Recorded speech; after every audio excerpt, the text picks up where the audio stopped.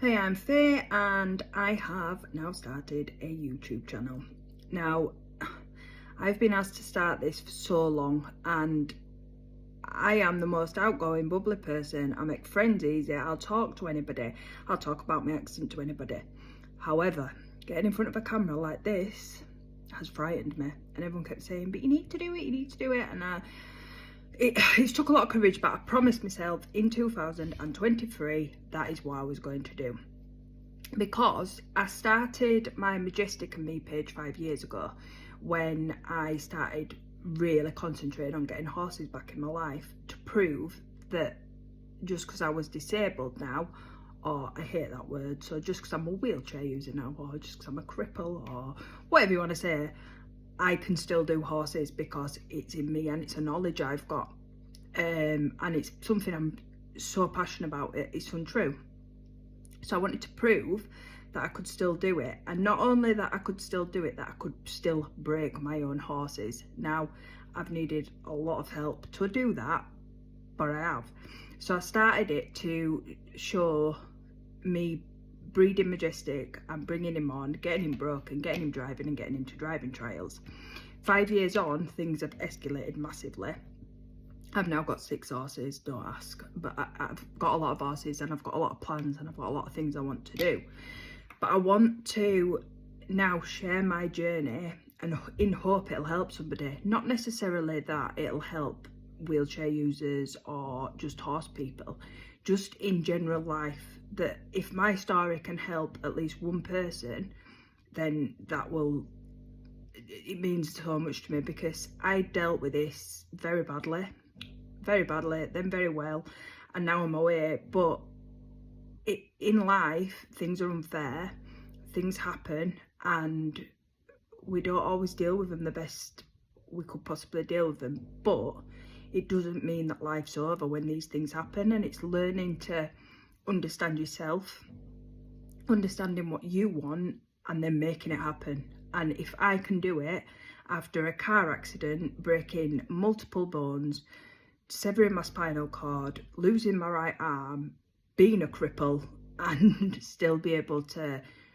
1, have horses, 2, bring them on, 3, drive them, and 4, compete, then anyone can do anything they want to do, because it's not easy, and I can't look after horses. And if it were all down to me and I didn't have my team out, it wouldn't happen. But yet, if you take that away, I can still do what I can do, and that's what people need to learn to deal with. That, yeah, there's things in life that you're not going to be able to do. There's things in life that are going to make you feel like crap. There's things in life that are going to mess your whole dynamic up. But if you want something enough, or if you are determined enough to work hard enough, you can change your mindset and you can achieve something. And I want to help people do that.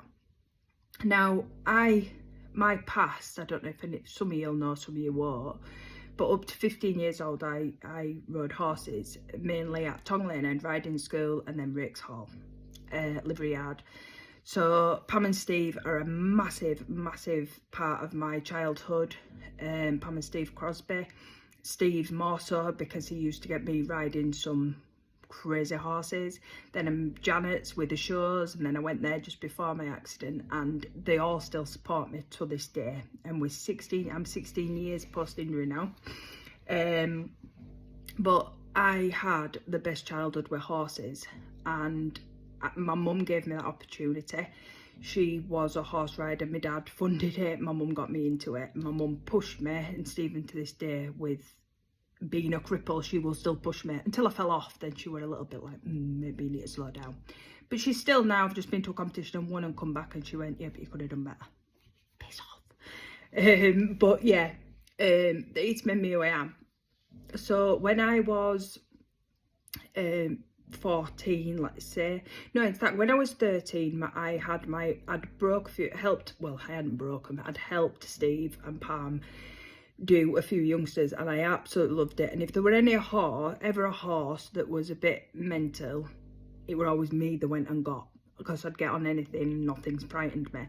And I had this massive social life with Chelsea Gardner, who shared my YouTube, so thank you Chelsea for that. We used to ride together, and we were mental. I mean, more so me, I used to shout at Chelsea and tell her to get over jumps and stuff, and she'd be like, no, and I'd be like, get on with it, or get off and I'm getting on.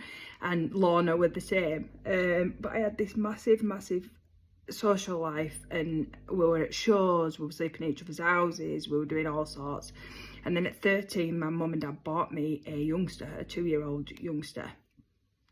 Savannah, she was called. She was black and white, thoroughbred cross cob. And I broke her in myself, did loads with her. She were I had a few mishaps on that horse, but anyway.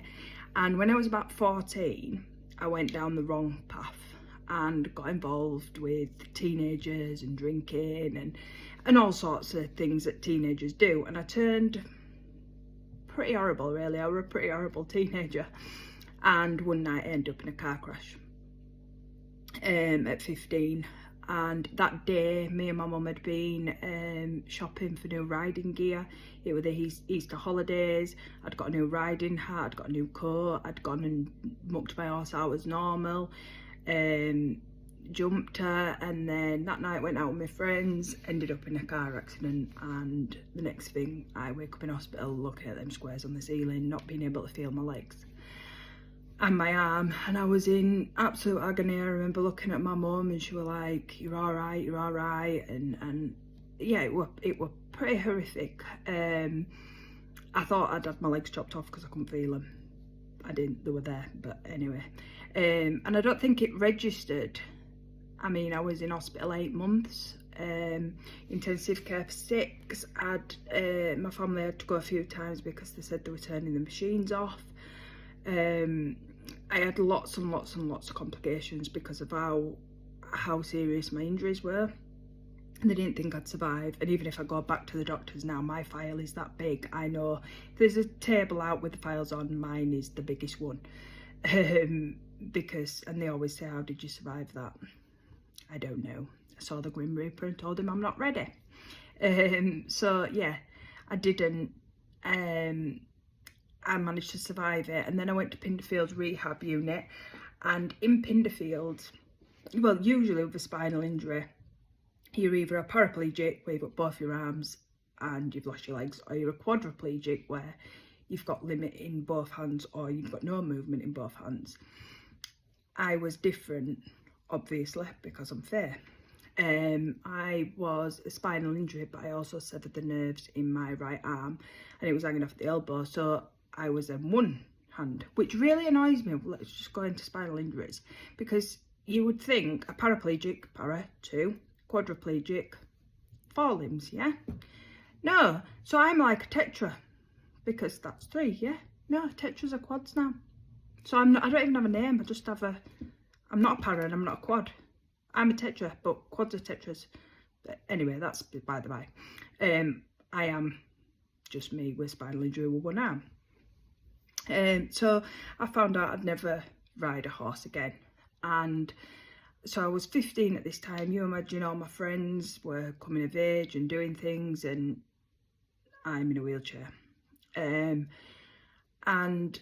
after, I don't think it really hit me in hospital. I was in hospital 8.5 months when I went home, and I had to live in a dining room that was big enough for a hospital bed, and that was about it.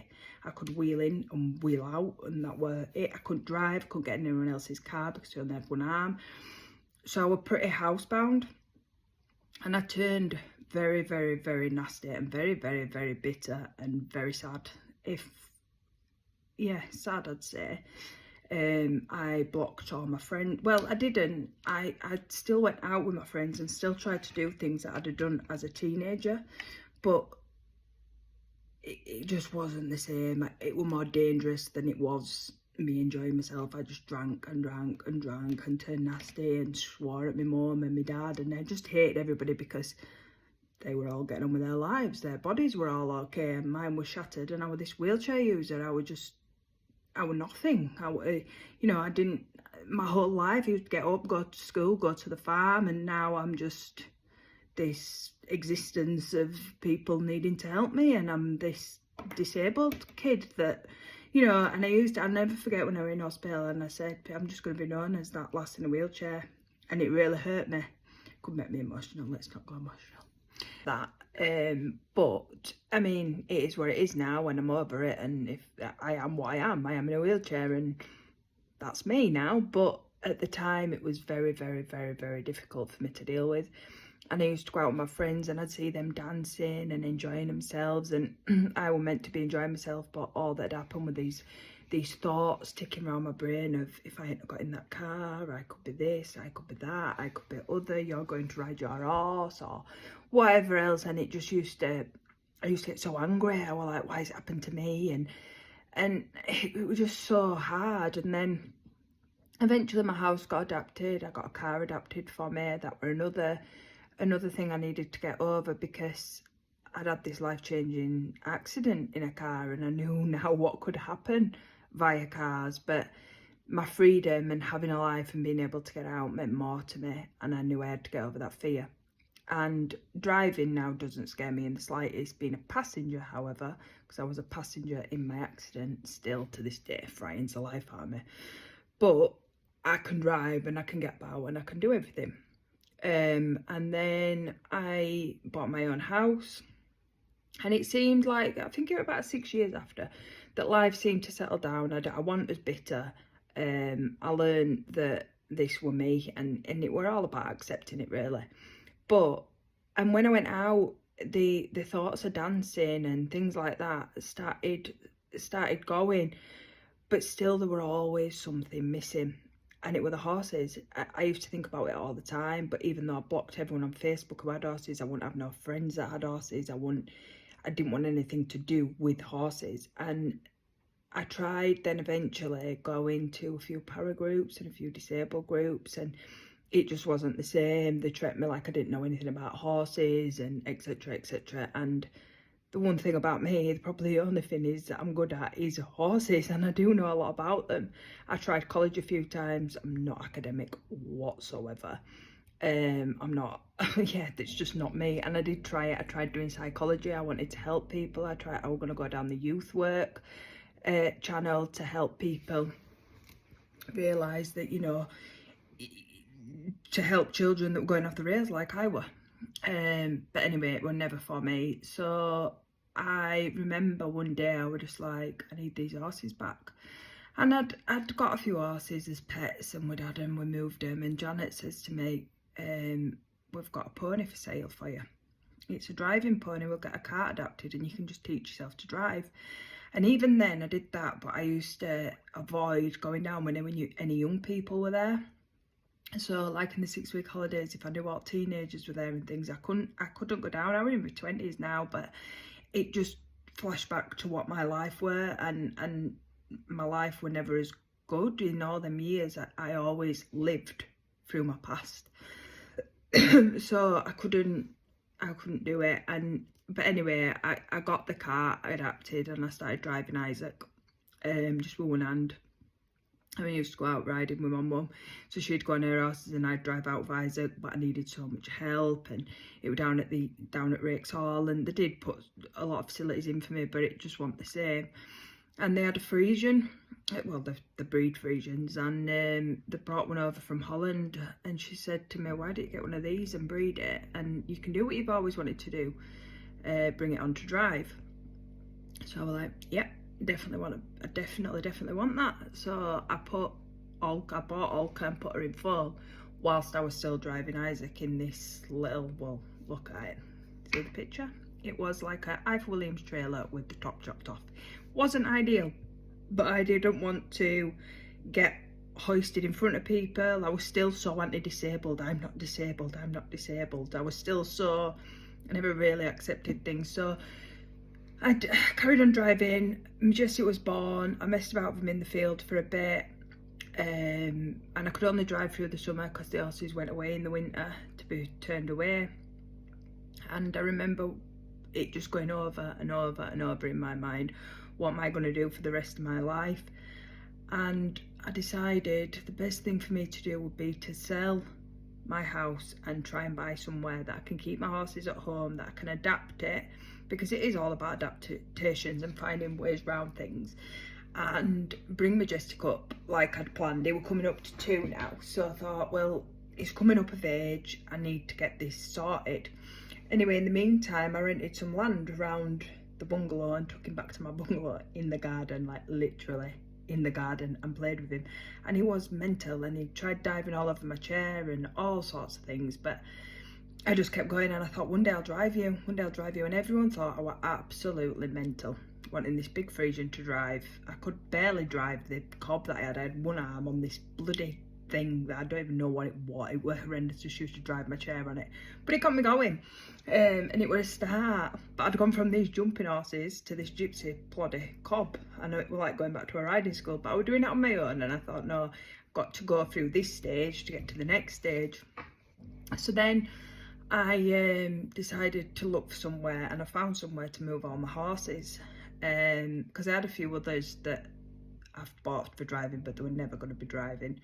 I moved to where I am now and set up the page of Majestic and me to show that we're going to do it. And it took me ages. I wanted to compete again. I wanted to, me being me, I want to do everything. So I'm like, I don't just want to compete. I want to do young horses. I don't just want to do don't just want to do one young horse. I want to do two. I'm always a step ahead, and I always want to do more. But I know that there's a sequence I have to go through to get there. So I carried on driving Isaac. I got a carriage adapted. I started doing competition on Isaac. I kept doing the groundwork Majestic, because my idea was, if I get the bond with him and he gets all the commands on the ground and he knows my voice and he learns to trust me and I learn to trust him, we'll be all right together. And everyone were, for safety reasons, against me, apart from a couple of people who really helped me. And my mum were helping me a lot, and you know, she had her horses here and etc etc. He went away to get broken, and then I got on him, and when I got on him, it was like, I am back. I am back. This is my type of horse. He's a bit frisky, he's a bit young. I'm going to do it. And everyone was like, let someone else take him to a competition first. And I was like, nope, I am taking my horse. He's mine. I've bred him. I've gone through all this. I've put it on Facebook to prove it, and I am taking him to his first competition. And I did. And bless him, he is brilliant. He's still very young. He's 7 now. He's coming of age. And I've had to, this winter, I've gone on Frankie, because then I got another pony. And again, 4-year-old, he'd been in a carriage, but I've done everything with that pony. And I've got the best bond with him. So people thought it was just Majestic because I bred him.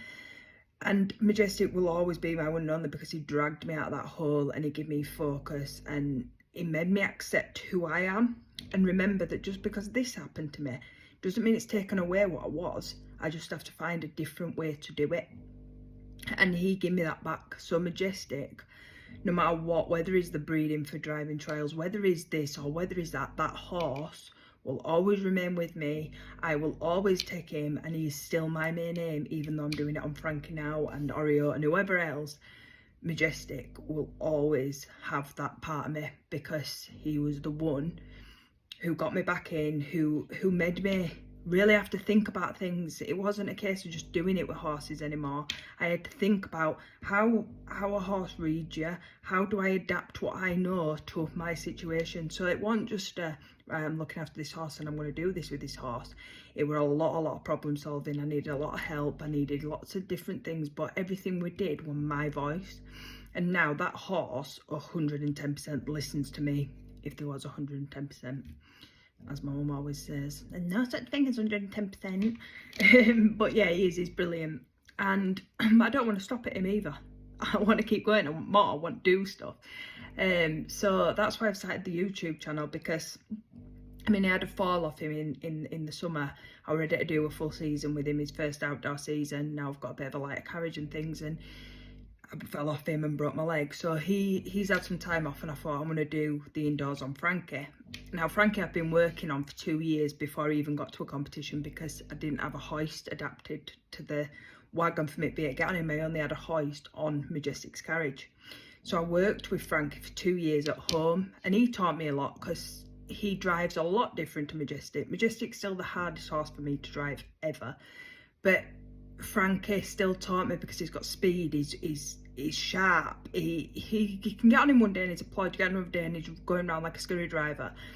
And he really taught me to hold my core when I'm bouncing about in carriage, which has then helped me with Majestic. So my aim now is to start with, keep going with Frankie for the rest of the indoors, in 6 to 8 weeks really start on Majestic, get him to the outdoors, and by next year I want to be in proper competition, actually like up there and start doing nationals and the indoors and all that sort of thing. But I still have moments to this day where I'm like, why me, I'm working, getting on a horse and knowing what you can do or could do, and then having to change it and having to change your mindset of, well, I need help. Well, I used to be really bad for if I needed help, I'm not doing it, because I didn't want to be seen as that disabled person, or I didn't want people to throw it in my face, and it's learning to find the right people and give and take. And I have found that because I don't get down about my situation, don't get me wrong, I do, and you saw me nearly crying on this video earlier, I have my moments, I do, but 9 times out of 10 I make a laugh out of it because that helps me as well. So I'll usually turn it and take the piss out of it, or think about it differently. I'll go away and have a cry and then think, right, how the frig am I going to get back and how am I going to do this? But I've got plans, and I don't just want to stop at driving. I want to bring horses on. I love ground mower horses. I don't just want to stop at that. I want to help other people to see their potential in whatever they want to do, and changing your mindset of how you come from being bitter and horrible and hating everyone and taking everything out on everyone, and how do you start accepting accountability, accepting what you are, who you are, and how you change it and channel it. So that's my main aim of this YouTube channel, and hopefully over the time, but bear with me, I'll do some tutorials of how I got Majestic going, how I overcome things, changing your mindsets and lots of different things, and show you how a day in the life of Faye actually is.